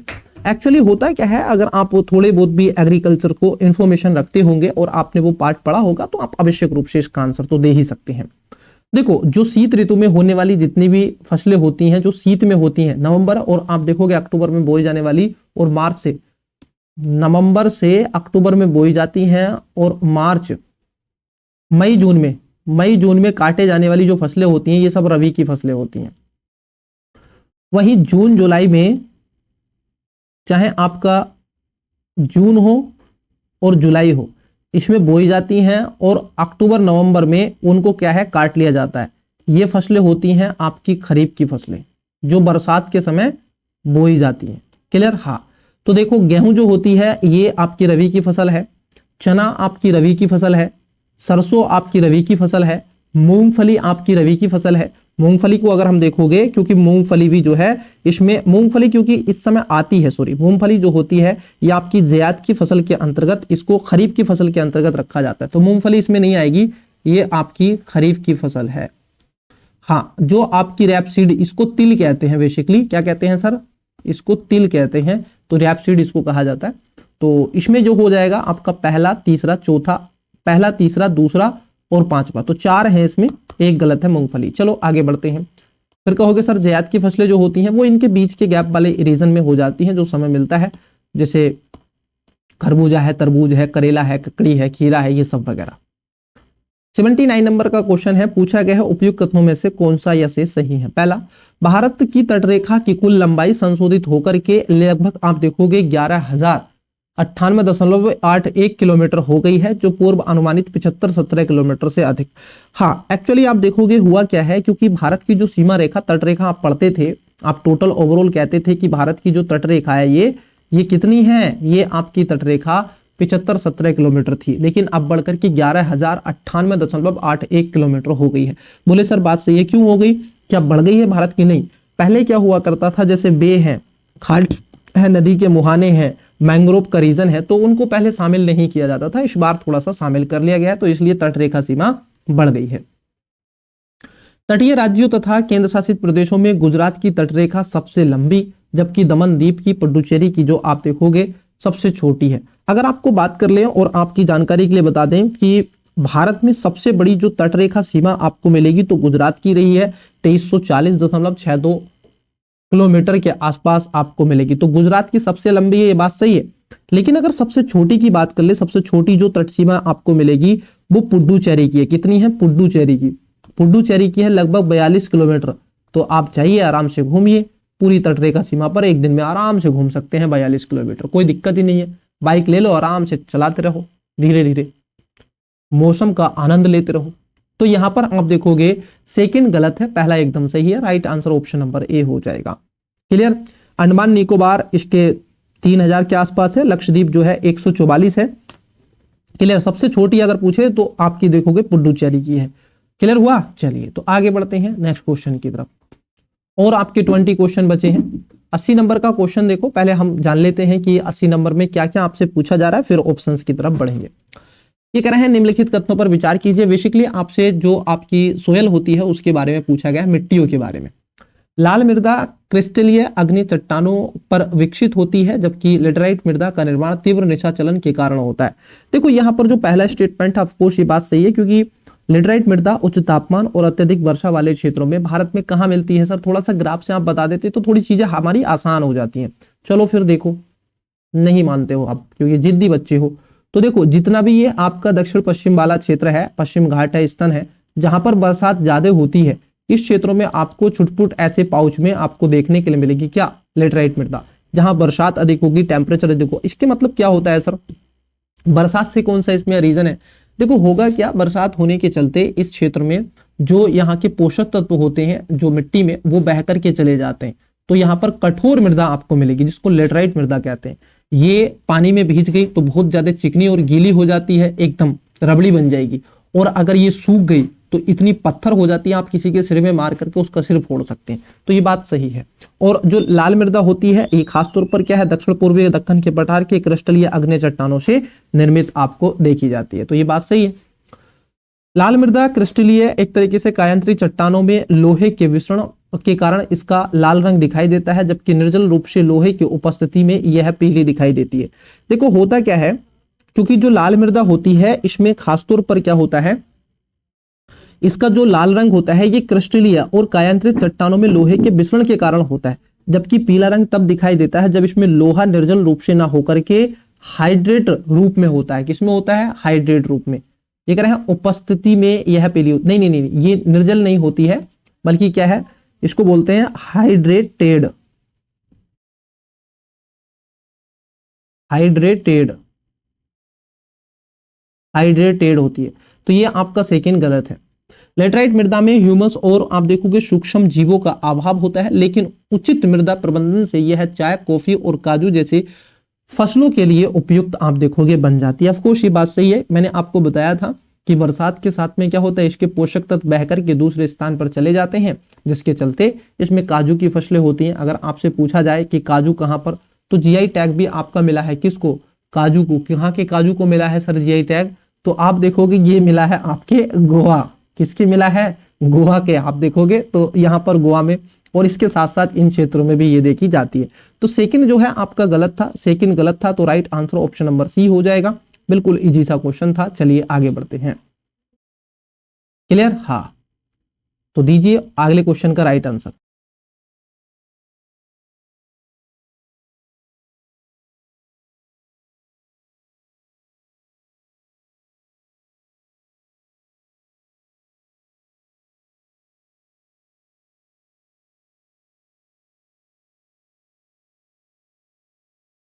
चलो दो राइट आंसर। देखो, भारत में खनिज विवरण के संदर्भ में निम्नलिखित कथनों पर विचार कीजिए। क्या पूछे हैं आपसे, खनिज विवरण के बारे में आपसे बेसिकली पूछा जा रहा है। जैसे दुर्गा वस्त्र आप देखोगे चंद्रपुर बेल्ट में है, बेल्लारी चित्रकूट जो चित्रदुर्ग आप देखोगे चिकमबल लंगरूर तुमकुर बेल्ट में है, बालाघाट बेल्ट, और उसके अलावा कोडरमा गया हजारीबाग बेल्ट। उपयुक्त में से क्षेत्रों में कितने भारत के प्रमुख लोहा अयस्क उत्पादक क्षेत्र हैं। आपसे क्या पूछा गया है, आपसे पूछा गया है भारत में लोहा उत्पादक अयस्क क्षेत्रों के बारे में आपसे पूछा जा रहा है। किसके बारे में पूछ रहे हैं आपसे, लोहा अयस्क क्षेत्रों के बारे में आपसे पूछा जा रहा है। मैं एक बार इसको रिफ्रेश कर देता हूं ताकि चीजें स्मूथ चल सकें और मार्कर भी अच्छे से काम करते रहे। तो बताओ इसका राइट आंसर दो, मैं इतने इसको रिफ्रेश कर देता हूं। बोले सर बिल्कुल आप रिफ्रेश कर दीजिएगा सारी चीजें, हमें कोई भी किसी भी प्रकार का डिस्टर्बेंस नहीं चाहिए क्लास में। बिल्कुल यही तो हम चाहते हैं कि आपको किसी भी प्रकार का कोई भी डिस्टर्बेंस ना आपको महसूस हुए। चलो देखो बताओ, तो चलिए एक एक करके बात करते हैं। देखो अगर हम बात कर ले भारत में लोहा अयस्क उत्पाद के बारे में आपसे पूछा जा रहा है, तो यहाँ पर जो पहला आपकी स्क्रीन पर आपको विजुअल हो रहा है लोहा इस्पात की बात कर ले, उड़ीसा झारखंड बेल्ट जो है सर्वाधिक समृद्ध लोहा अयस्क बेसाल्ट में से एक है, जो उड़ीसा उच्च के रूप में आपको देखने के लिए मिलेगा। तो इसको भी क्या है आप समझ सकते हैं। क्लियर, इसको भी आप क्या है समझ सकते हैं। तो आपका यहां पर सही हो जाएगा। क्लियर, हाँ, तो इसमें आप देखोगे बालाघाट बेल्ट मध्य प्रदेश में लोहा अयस्क उत्पादन के लिए प्रसिद्ध नहीं है, तो बालाघाट हटाओ यहां से, तो ये गलत हो गया। कोरडमा अगर गया हजारीबाग की बात कर ले, तो यह आपका क्या है अभ्रक के लिए जाना जाता है। क्लियर, लोहे भंडार छोटे नागपुर के पठार के उत्तर में है, यह लोहा अयस्क नहीं बल्कि अभ्रक है। यहां पर आपको माइका होती है, तो ये गलत है। तो पहला सही है, दूसरा सही है। क्लियर, तो इसमें दो सही हैं और दो गलत है। ये बालाघाट है, ये किसके लिए जाना जाता है, ये तांबे के लिए, मतलब कि कॉपर के लिए जाना जाता है, कॉपर के लिए जाना जाता है। चलिए आगे बढ़ते हैं, तो 20 का राइट आंसर हो जाएगा। नेक्स्ट क्वेश्चन की तरफ बढ़ो बच्चों, और नेक्स्ट क्वेश्चन देखो प्यारे। 82 नंबर, ये कथन 1 है और कथन आपका 2 है। ये कह रहे हैं उत्तर पश्चिम भारत से दक्षिण पश्चिम मानसून का निर्वर्तन सितंबर माह की शुरुआत में प्रारंभ होता है। सूर्य का दक्षिणायन और विस्तृत मानसूनी वर्षा के शीतलन प्रभाव के कारण तापमान में गिरावट आती है। देखो होगा क्या, थोड़ा थोड़ा आपको समझा देते हैं, इसके बारे में बता देते हैं। ये कह रहे हैं आपसे उत्तर पश्चिम भारत में दक्षिण पश्चिम मानसून का निर्वर्तन सितंबर माह की शुरुआत में होता है। बिल्कुल, सितंबर अक्टूबर में खासतौर पर क्या हो जाता है, ये निर्वर्तन मतलब कि होना स्टार्ट हो जाता है। क्यों होता है, क्योंकि सूर्य का दक्षिणायन और विस्तृत मानसूनी वर्षा के शीतलन प्रभाव के कारण तापमान में गिरावट आती है, क्योंकि सूर्य जो होता है वो दक्षिणायन चला जाता है। और 21 दिसंबर को सूर्य आप देखोगे मकर रेखा पर आ जाता है, ट्रॉपिक ऑफ मैक्रोन पर, और उसके अलावा ट्रॉपिक ऑफ कैंसर पर जो आ जाता है ये 21 जून को आता है। और 23 जुलाई से 23 सितंबर तक इस पूरी पृथ्वी पर समान डे होते हैं और समान नाइट होती है, ये भी आपको ध्यान में रखना है। तो कथन पहला भी सही है, दूसरा भी सही, और इसकी सही व्याख्या भी करता है, तो ये इसका राइट आंसर हो जाएगा।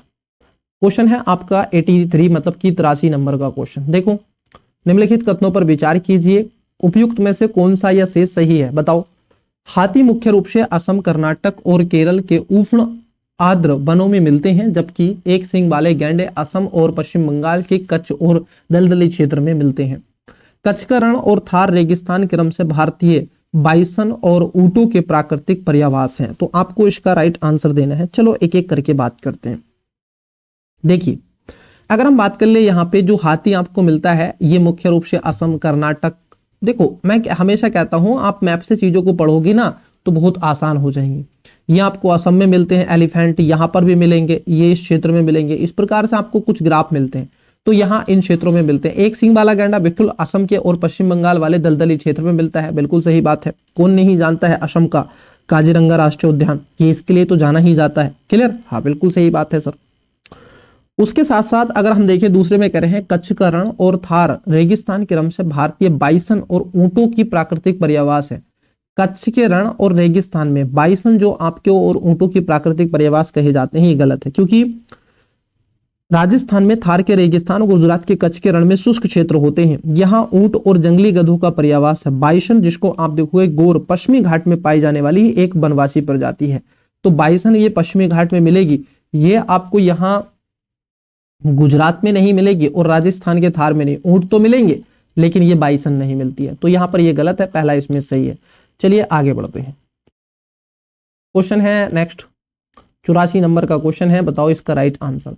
निम्नलिखित कथनों पर विचार कीजिए, कौन सा ये से सही है। आपसे ही कह रहे हैं डियर जो आप क्लास को देख रहे हैं। हाँ आप ही का नाम है ना सोनू, आज पता चला है मुझे आपके नाम के बारे में। चलिए मोनिका दीजिए राइट आंसर। देखो बुलर झील भारत की सबसे बड़ी मीठे पानी की झील है और इसका निर्माण हिमनदीय गतिविधियों के कारण हुआ था।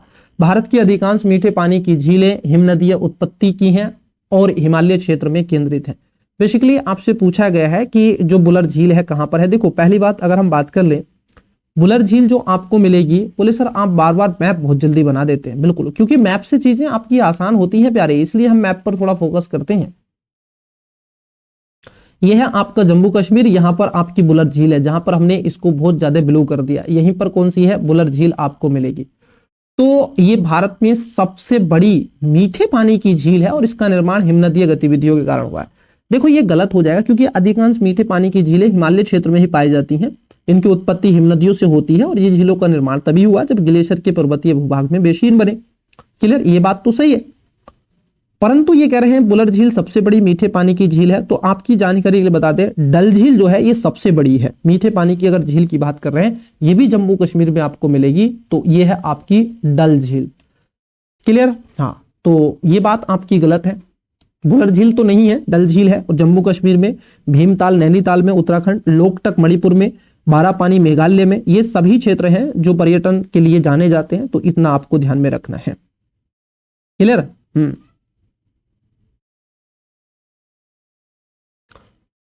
क्लियर हुआ कि नहीं? हाँ। और ये जो हुई है ये विवर्तनी की गतिविधियों के परिणाम स्वरूप हुआ है, ये भी आपको ध्यान में रखना है इसका निर्माण। क्लियर? हाँ, माफ कीजिएगा। देखो एक बार पुनः समझ लेते हैं। ये कह रहे हैं बुलर झील जो है भारत की सबसे बड़ी मीठे पानी की झील है और इसका जो निर्माण हुआ है वो हिमनदीय गतिविधियों से हुआ है। हिमनदीय गतिविधियों से इसका निर्माण नहीं हुआ है, इसका जो निर्माण हुआ है वो प्लेट विवर्तनी के कारण हुआ है। और लेकिन ये भारत की सबसे बड़ी मीठे पानी की झील है, फिर इसके बाद में डल झील आती है। क्लियर? तो ये पहला इसलिए गलत है क्योंकि हिमनदीय से नहीं, प्लेट से हुआ है। प्लेट विवर्तनी की जो सिद्धांत है वैगनर महोदय का। भारत की अधिकांश मीठे पानी की झीलें हिमनदीय उत्पत्ति के, बिल्कुल सही बात है। तो यहां पर आपका सेकंड सही है, पहला इसमें गलत है। चलिए आगे बढ़ते हैं। क्वेश्चन है आपकी स्क्रीन पर 85 नंबर और रहे हैं आपके मात्र कितने क्वेश्चन रहे सर? 15 क्वेश्चन और रहे। चलिए फास्ट कर देंगे। भारत में कोयला क्षेत्र के संदर्भ में कथनों पर विचार कीजिए। पूछा गया है उपयुक्त में से कौन सा सही है, दीजिए सोनम राइट आंसर। टर्सरी कोयले के क्षेत्र में मुख्य रूप से प्रायद्वीपीय क्षेत्र में स्थित जिन्हें मध्य प्रदेश, ओडिशा और तेलंगाना जैसे क्षेत्रों में शामिल है। देखो भारत में अगर हम बात कर ले, भारत में मुख्यतः टर्सरी प्रकार का कोयला आपको देखने के लिए मिलता है। ये कोयला दो भूभागिक संरचनाओं में पाया जाता है, जिसमें गोंडवाना क्षेत्र और टर्सरी कोयला क्षेत्र कहते हैं। आयु वितरण में इसका निर्माण जो प्रक्रिया में भिन्न भिन्न हुआ है। अगर हम देखें, ये कोयला का मूल रूप से अपसादी चट्टानों में है। ये दामोदर घाटी में आपको मिलेगा। ये कह रहे हैं मध्य प्रदेश, उड़ीसा, तेलंगाना में नहीं। ये दामोदर घाटी मध्य प्रदेश में, महान घाटी उड़ीसा, गोदावरी आंध्र प्रदेश, तेलंगाना, वर्धा इत्यादि में आपको होता है। तो ये आपका सेकंड तो सही है, पहला इसमें गलत है। पहला क्यों गलत है सर? क्योंकि ये टर्सरी का कोयला भारत के कुल कोयला का लगभग 2% है। कितना है? 2% है। और उसके साथ साथ ये प्रायद्वीपीय क्षेत्र में पाया जाता है, असम, मेघालय, नागालैंड अरुणाचल प्रदेश, मध्य प्रदेश, माफ कीजिएगा, अरुणाचल प्रदेश, जम्मू कश्मीर, सिक्किम में पाया जाता है, ना कि ये आपका उड़ीसा। ये तो आपका जो गोंडवाना लैंड का कोयला है ये आपको देखने के लिए मिलेगा इसमें। तो पहला गलत है, दूसरा सही, बी इसका राइट आंसर है। तो कोयले के प्रकार आपको पता होना चाहिए, ग्रेनाइट कोयला कौन सा होता है ना, बिल्कुल। बिटुमिनस कोयला कौन सा होता है, पीट कोयला कौन सा होता है, एंथ्रासाइट कोयला कौन सा होता है ना। जेट धाराएं और खासतौर पर भारत की जलवायु पर उनके प्रभावों के संदर्भ में निम्नलिखित कथनों पर विचार कीजिए। कई बार आपने देखा होगा जेट धाराएं चलती हैं दो प्रकार की, एक सब ट्रॉपिकल जेट धाराएं होती हैं और एक आपकी कोल्ड जेट धाराएं होती हैं। शीत ऋतु में इनकी जो ऊंचाई है वो कम हो जाती है और ग्रीष्म ऋतु में इनकी ऊंचाई क्या हो जाती है, बढ़ जाती है। ये तो आपने ऑलरेडी पहले से भी इसके बारे में पढ़ा तो होगा ही। क्लियर हुआ कि नहीं, इसके बारे में आपने ऑलरेडी चीजों को पढ़ा होगा, है कि नहीं। हाँ, तो एक सेकेंड रुकिएगा, मैं थोड़ा माइक को इधर लगा लेता हूं।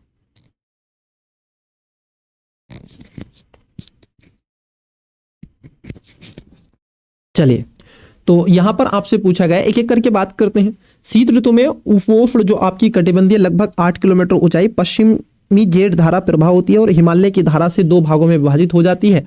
और ये आप देखोगे हिमपाती देखने को मिलता है भारत में। उत्तर जो भारत है उसके साथ साथ उत्तर पश्चिम भारत में जेट धाराओं से शीत ऋतु में बरसात भी होती है। ग्रीष्म ऋतु के दौरान में तिब्बती पठार के गर्म होने के कारण पश्चिमी जेट धाराएं मजबूत होती हैं, जिससे प्रायद्वीपीय भारत के दक्षिण पश्चिम मानसून के आगमन में सहायता प्राप्त होती है। ये जो दूसरा स्टेटमेंट है ये गलत है, बल्कि इसको क्या कर देती है, इसकी शाखा इसको विक्षेपित करती है। और ये ग्रीष्म ऋतु में ऊपरी वायुमंडल में परिसंचरण विपरीत दिशा में हो जाता है। पश्चिमी जेट स्ट्रीम की जगह पूर्वी जेट स्ट्रीम आ जाती है और तिब्बती पठार के तीव्र तापन के कारण यह पूर्वी जेट स्ट्रीम लगभग 15 डिग्री से उत्तर के पास प्रायद्वीपीय भारत से होकर प्रभावित होती है। दक्षिण पश्चिम मानसून के आगमन में कोई सहायता ये प्रदान नहीं करती। क्लियर, हाँ। तो यहां पर आपका गलत हो जाएगा, सेकंड गलत हो जाएगा, पहला इसमें आपका सही हो जाएगा। चलिए नेक्स्ट क्वेश्चन की तरफ बढ़ते हैं। क्वेश्चन है आपका 87 नंबर। निम्नलिखित कथनों पर विचार कीजिए, कौन सा सही है।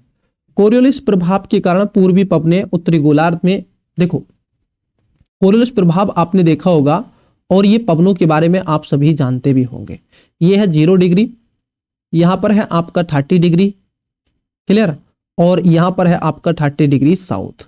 थोड़ा आपको बता रहे हैं, देखो बेसिकली पवनें कैसी चलनी चाहिए, ये आपका इक्वेटर है तो पवनें ऐसे चलनी चाहिए, लेकिन कोरियोलिस प्रभाव के कारण क्या हो जाती हैं, ये पवनें इधर घूम जाती हैं, दक्षिणी गोलार्ध में अपने बाईं ओर और उत्तरी गोलार्ध में अपने किधर चली जाती हैं, दाईं ओर चली जाती हैं। क्लियर, तो देखो क्या कह रहे हैं, कोरियोलिस प्रभाव के कारण पूर्वी पवनें उत्तरी गोलार्ध में अपने बाईं ओर मुड़ जाती हैं। पूर्वी पवनें मतलब कि ये जो ट्रेड विंड है कौन सी है, ट्रेड विंड के बारे में पूछा गया है। तो अपने देखो अगर आपका मुख इधर है नीचे की तरफ तो बायां इधर होगा, ये बायां होगा और इधर दायां होगा, तो अपने दाईं ओर मुड़ जाती है, ना कि अपने बाईं ओर मुड़ जाती है। तो ये गलत है, बाईं ओर नहीं दाईं ओर मुड़ेगी। गर्जता 40 प्रचंड 50 और चीखता 60 मुख्य रूप से उत्तरी गोलार्ध से संबंधित होती है, नहीं, ये सब क्या है दक्षिणी गोलार्ध में आपको मिलती हैं और ये प्रभावित होने वाली पछुआ पवनें होती हैं। तो ये आपको ध्यान में रखना है। ये 40 डिग्री से 60 डिग्री दक्षिणी प्रचंड 50 स्थिरता के रूप में है और अफ्रीका महाद्वीप वाले क्षेत्र में आपको देखने के लिए मिलती है, ना कि उत्तर में। तो दोनों बातें गलत है, इसमें सही पूछा है आपसे तो डी इसका राइट आंसर हो जाएगा। भारत में लू चलती है, बिल्कुल सर। क्वेश्चन है आपकी स्क्रीन पर देखिए, बड़ा ही अच्छा क्वेश्चन है। यहां पर पूछा गया है विश्व की स्थानीय वनों के बारे में, पवनों के बारे में बेसिकली पूछा गया है, जो लोकल विंड होती हैं उसके बारे में। एक तरफ पवन है, विशेषताएं हैं और क्षेत्र हैं, जैसे लेविच गर्म शुष्क पवन स्पेन में, जोडा गर्म शुष्क पवन अर्जेंटीना में, बोरा गर्म शुष्क पवन एड्रियाटिक तट पर, बुरान ठंडी पवन है मध्य एशिया में। बताओ राइट आंसर। बड़ा अच्छा क्वेश्चन आपसे पूछा है। चलिए एक एक करके बात करते हैं। देखो इसमें अगर सही आंसर की बात कर ले तो इसका राइट आंसर हो जाएगा सी, मतलब कि 3 इसमें सुमेलित है। 3 कौन कौन से हैं सर, जरा उसके बारे में तो बता दो ना। लेविच की बात कर लें तो ये स्पेन में आपको मिलती है और गर्म शुष्क पवन के रूप में उत्तरी भूमध्य सागर की ओर प्रभावित होती है, तो ये बात आपकी सही है। चीनों को रॉकी पर्वत में आपको ध्यान में रखना है, सिरोको सहारा महाद्वीप में चलती है। और फाउन की बात कर लें, ये फान आल्पस पर्वत के क्षेत्र में चलती है, तो कई पवनें उनको बताते चलते हैं। खमसीन उत्तरी अफ्रीका में। जोडा की अगर हम बात कर लें, जोंडा ये अर्जेंटीना में चलती है, एंडीज पर्वत के एक तरीके से लीवर्ड भाग में चलने वाली एक गर्म शुष्क पवन के रूप में इसको जाना जाता है। कहां पर चलती है, अर्जेंटीना, तो जोंडा भी सही है। वहीं अगर बोरा की बात कर लें तो बोरा एक गर्म ठंडी पवन है। कैसी है? ठंडी पवन है बोरा। ये कह रहे हैं गर्म शुष्क पवन है, एडियाटिक सागर में तो चलती है लेकिन ये एक तरीके से ठंडी पवन के रूप में, शीतकालीन पवन के रूप में इसको जाना जाता है। बुरहान की बात कर लिए, ठंडी पवन है आपके और मध्य एशिया वाले क्षेत्र में चलती है। क्लियर? हाँ। मिस्ट्रल की बात कर ले, रोन घाटी फ्रांस में चलती है, ये भी ठंडी है। और ब्लिजार्ड की बात कर ले, रॉकी पर्वत में ये अत्यधिक ठंडी, तूफान, बर्फीले ऐसे कणों को तेजी से बौछार करती है, दृश्यता बहुत कम हो जाती है। तो यहां पर पहला सही है, दूसरा सही है और चौथा सही है। क्लियर? तीसरा इसमें गलत है, right answer option number C हो जाएगा। चलिए आगे बढ़ते हैं।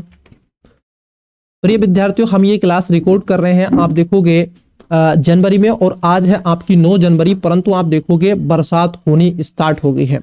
विजिबिलिटी 0% है। अगर आप देखोगे नॉर्थ इंडिया में, खासतौर पर मैं वेस्ट यूपी से बिलोंग करता हूं, तो इन क्षेत्रों में बरसात होती है इन समयों में, और आज विजिबिलिटी कम है। तो टेम्परेचर अपने आप में बहुत माइनस में जाने वाला है, मतलब कि बहुत शीत आपको देखने के लिए मिल रहा है। चलिए क्वेश्चन नहीं रोकेंगे, और रहे आपके 10 क्वेश्चन, 11 क्वेश्चन। निम्नलिखित कथनों पर विचार कीजिए। यहां पर आपसे पूछा गया है उपयुक्त कथनों में से कौन सा सही है। पहला है, रात में ठंडी सघन पवनों में घाटी में नीचे की ओर प्रवाह होने से घाटी समीर उत्पन्न होता है। दिन के समय जब आप देखोगे पर्वतीय ढलानों का तापमान घाटी तल की तुलना में तीव्रता से बढ़ता है, तब पर्वतीय समीर उत्पन्न होती है। पर्वतीय समीर और घाटी समीर के मिलने से स्थानिक आप देखोगे दैनिक पवन प्रणाली का निर्माण होता है, जिसमें दिन और रात के बीच प्रवाह दिशा विपरीत हो जाती है। चलो एक एक करके बात करते हैं। आपने घाटी समीर के बारे में पढ़ा होगा, मैं आपको घाटी से विजिबल करा देता हूं। कुछ इस प्रकार से होती है घाटी। क्लियर? हाँ, ये एक पहाड़ी है, कोई पर्वत मान लेते हैं, और यहां पर ये आपकी घाटी है। क्लियर? बिल्कुल। दिन के समय में क्या होता है, देखो सूर्य का तापमान अधिक होगा तो यहां से पवनें अधिक होंगी, तो हवाएं क्या होती हैं, दिन में ऊपर की तरफ चलेंगी। क्लियर? और रात्रि के समय में क्या होती है, स्थिति विपरीत हो जाती है, पवनें नीचे की तरफ चलती हैं। तो इसको बोलते हैं पर्वत समीर और इसको बोलते हैं घाटी समीर। पहला है, रात में ठंडी सघन पवनों के घाटी में नीचे की ओर प्रवाह होने से घाटी समीर उत्पन्न होती है। नहीं, रात में नहीं बल्कि दिन में। होता क्या है, दिन में हवाएं घाटी से ऊपर की तरफ चलती हैं, चोटी की तरफ, तो ये गलत है। और रात्रि में आप देखोगे पवनें ऊपर से नीचे की तरफ चलती हैं। दिन के समय जब पर्वतीय ढलानों का तापमान घाटी की तुलना में तीव्र जब बढ़ जाता है, तो आप देखोगे पर्वतीय समीर कहते हैं। नहीं, ये बात गलत है। तीसरा सही है कि पर्वतीय समीर और घाटी समीर, इसलिए आप कभी जाओगे घाटी वाले क्षेत्र में घूमने के लिए, तो आपको कभी भी ना तो घाटी में निवास मिलेगा ना आपको टॉप पे मिलेगा। निवास यहां मिलता है बीच में। जानते हो क्यों? यहां पर ही जीवन स्तर इनका है। अगर ये ऊपर चले जाएंगे तो यहाँ पर तापमान बहुत ज्यादा होगा और उसके साथ साथ यहाँ पर बर्फबारी हो जाती है। नीचे चले जाएंगे तो यहाँ पर हीट डोम सी स्थिति हो जाती है, बहुत अधिक गर्मी हो जाती है यहाँ पर, और बहुत ज्यादा यहाँ पर सर्दी हो जाती है। तो बीच में अनुकूल वातावरण होता है जिससे ये जीवन अपना व्यतीत कर सकते हैं। तो इसका राइट आंसर सी हो जाएगा। चलिए आगे बढ़ते हैं।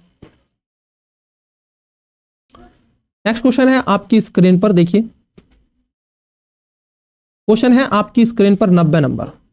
आपसे क्या कह रहे हैं जरा देखते हैं।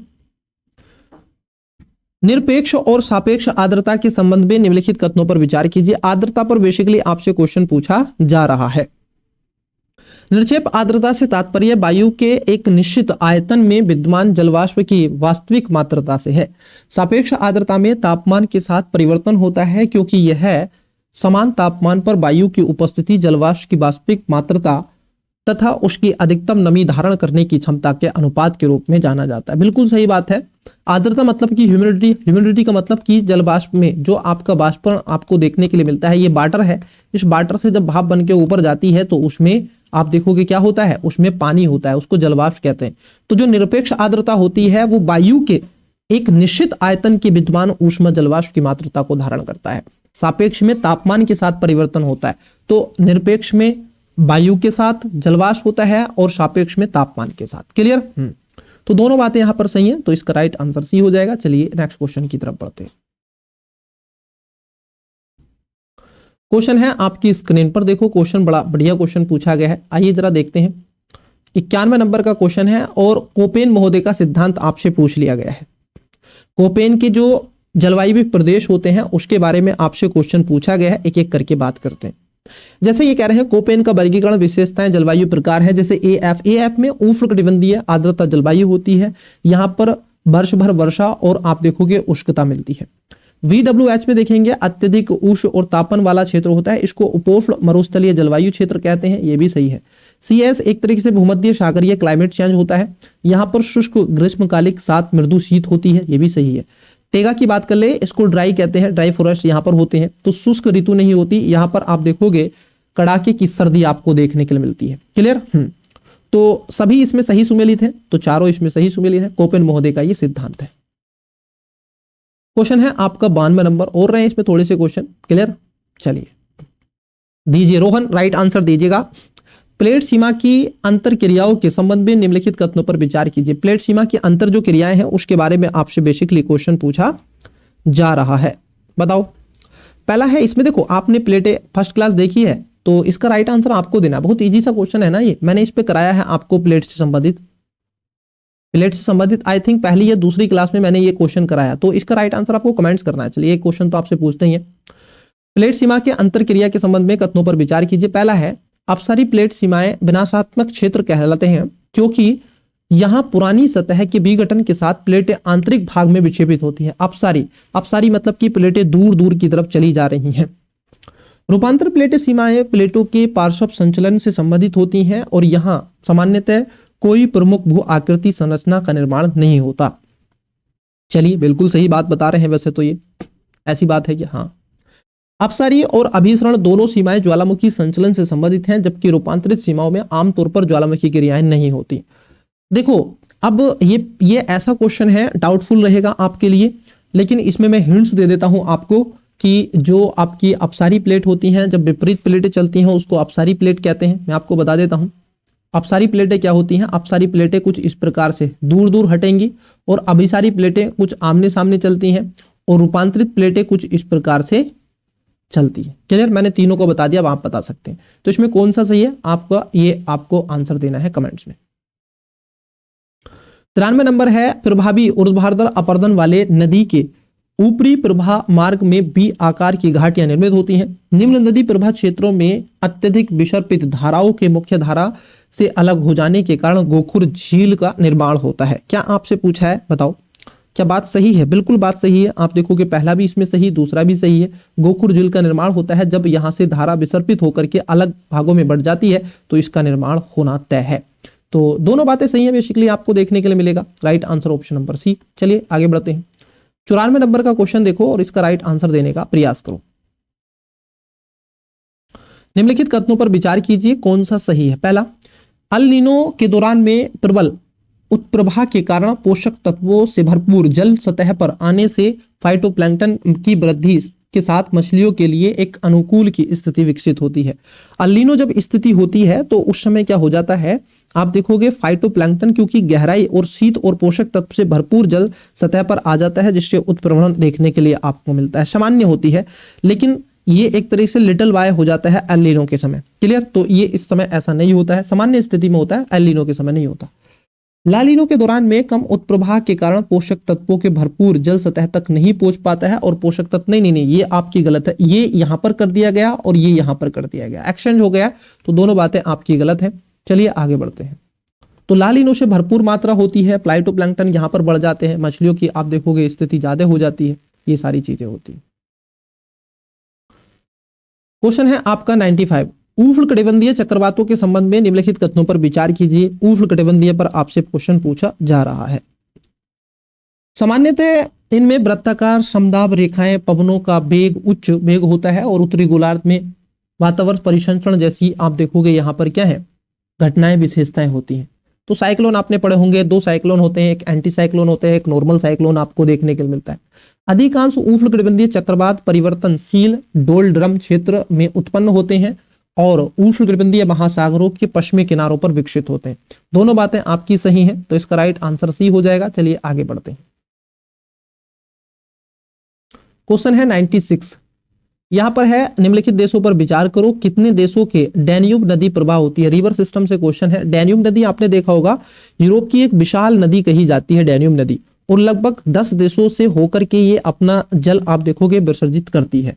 तो चलिए एक एक करके बात करते हैं। देखो जर्मनी से क्या ये डैन्यूब नदी जाती है, देखो कौन कौन से देशों से निकलती है। जर्मनी से निकलती है बिल्कुल, ऑस्ट्रिया से भी ये बहती है। इन सब के अलावा Slovakia, Hungary, Croatia, Serbia, Bulgaria, Romania, Moldova, Ukraine तक ये जाती है। तो क्या पोलैंड से जाती है? नहीं, पोलैंड से नहीं जाती है, सर्बिया से जाती है, हंगरी से जाती है, माल्डोवा से जाती है। तो इसमें तीसरा गलत है, बाकी सभी सही है। तो 6 है तो 5 इसमें राइट आंसर होगा ऑप्शन नंबर सी। और ये जाकर के अपना जल कहाँ गिराती है? खासतौर पर ब्लैक सी में अपना जल गिरा देती है। चलिए आगे बढ़ते हैं। 97 नंबर का क्वेश्चन देखो, 3 स्टेटमेंट देके रखे हैं, फिर क्वेश्चन आपसे पूछा गया है। विचार करके आपको बताना है इसमें कौन सा सही सुमेलित है। पहला, उत्तरी गोलार्ध में समताप रेखाएं भूमि को पार करने के बाद शीतकाल में ध्रुवों की ओर, ग्रीष्मकाल में विषुवत रेखा की ओर मुड़ जाती हैं। बिल्कुल देखो ये बात आपकी सही हो जाएगी, इसमें कोई दुराग्रह नहीं है। दूसरा है आपका, ग्रीष्मकाल में स्थल महासागरों की तुलना में अधिक तेजी से गर्म होते हैं। मैंने आपको बताया था कि जो जल होता है, एक तरफ आप क्या करें, आप इसको देख सकते हैं, एक तरफ ये वाटर है और एक आप देखो दो टब लें, एक टब में आप पानी भर दें और दूसरे टब में आप एक और टब लें, उसमें मिट्टी भर दें, तो आप पाओगे जो वाटर वाला है वो कम गर्म होगा अपेक्षाकृत किसके? मिट्टी के। ये आपका सोयल है, तो सोयल अधिक गर्म हो जाती है। ये जल्दी गर्म होती है, जल्दी ठंडी होती है मिट्टी, लेकिन पानी देर से गर्म होता है, देर से ठंडा होता है। तो ये भी बात सही है। शीतकाल में स्थल महासागरों की तुलना में अधिक तेजी से ठंडे होते हैं, ये भी बात आपकी सही है। तो यहां पर आपसे पूछा गया है सही, देखो तो यहां पर दोनों सही है और एक ही सही व्याख्या भी करते हैं, ये राइट आंसर हो जाएगा। ये बहुत इजी सा क्वेश्चन था। बिल्कुल सर।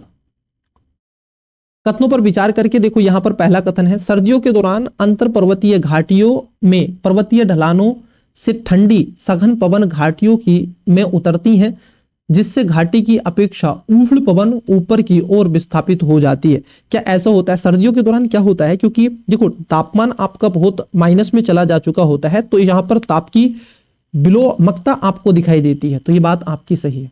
कथन दूसरा है, घाटियों में तापमान का व्युत्क्रमण के कारण कम ऊंचाई वाले ढलानों के ऊपरी ढलानों की तुलना में अधिक उष्ण होने से हिमाचल प्रदेश के सेब उत्पादन क्षेत्र में किसान पाले से बचाने के लिए कम ऊंचाई वाले ढलानों पे प्राथमिकता देना स्टार्ट कर देते हैं।